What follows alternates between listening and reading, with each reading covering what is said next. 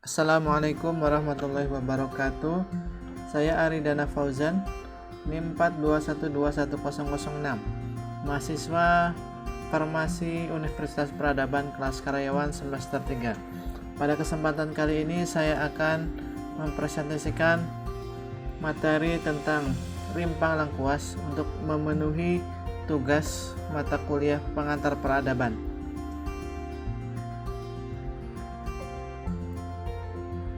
Adapun klasifikasi dari lengkuas termasuk dalam famili Zingiberaceae.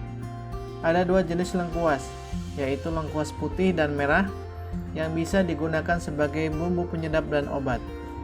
Dalam sistematika atau taksonomi tumbuhan, tanaman lengkuas diklasifikasikan sebagai berikut: Kingdom Plantae atau tumbuhan, Subkingdom Thraciobionta, tumbuhan berpembuluh, superdivisi Spermatophyta atau menghasilkan biji, divisi Bagniliophyta, tumbuhan berbunga, kelas Liliopsida, berkeping satu atau monokotil, subkelas Comelinidae, famili Zingiberaceae, genus Alpinia, spesies Alpinia galanga. Rimpang lengkuas di beberapa daerah disebut dengan laja dalam bahasa Sunda atau langkueh dalam bahasa Minang. Tanaman ini asli Asia Tenggara dan Indonesia, serta dibudidayakan di Malaysia, Laos, dan Thailand. Tanaman yang masa panennya dilakukan pada umur 7 tahun ini membutuhkan cahaya matahari penuh untuk pertumbuhannya.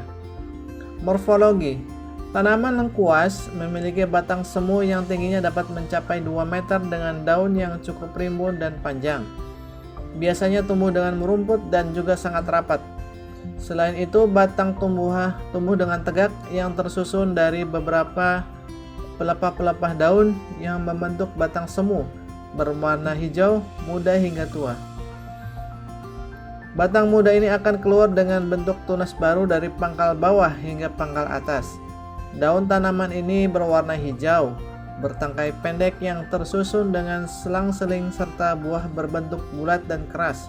Selagi masih muda berwarna hijau dan setelah tua berwarna merah kehitaman.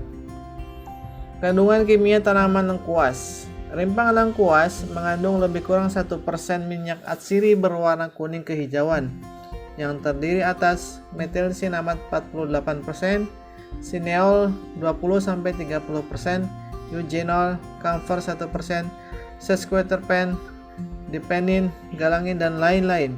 Selain itu, rimpang juga mengandung resin yang disebut galangol, kristal berwarna kuning yang disebut kampferida, dan galangin, kadenin, hexabidrokadelin hidrat, quercetin, amilum, dan beberapa senyawa flavonoid, dan lain-lain.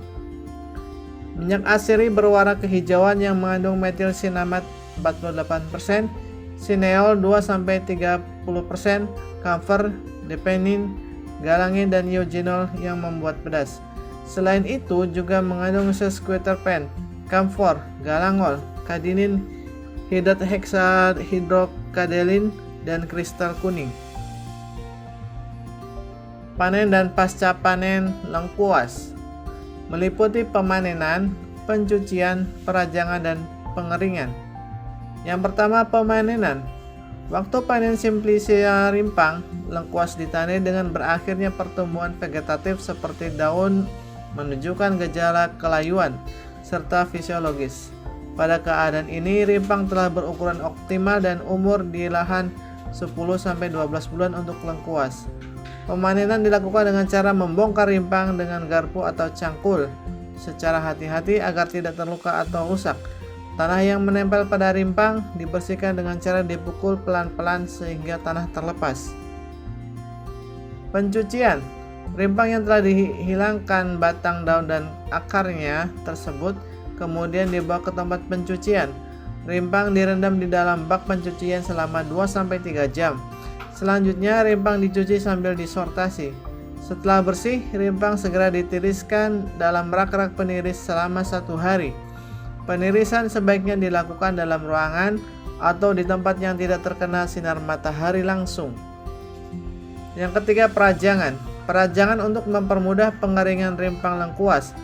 Jika lengkuas hendak dikonsumsi dalam keadaan segar, maka perajangan tidak perlu dilakukan dan rimpang dapat segera dimanfaatkan setelah dicuci dan ditiriskan.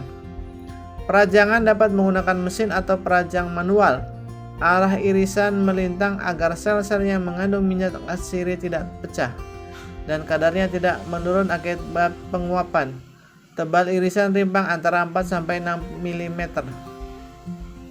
Untuk mendapatkan warna dan kualitas lengkuas yang bagus, setelah perajangan, rimpang lengkuas diuapi dengan uap panas atau dicelup dalam air mendidih selama 1 jam sebelum dikeringkan. 4. Pengeringan. Pengeringan rimpang lengkuas dapat menggunakan matahari langsung. Alat pengering bertenaga sinar matahari, diangin-anginkan atau memakai mesin pengering.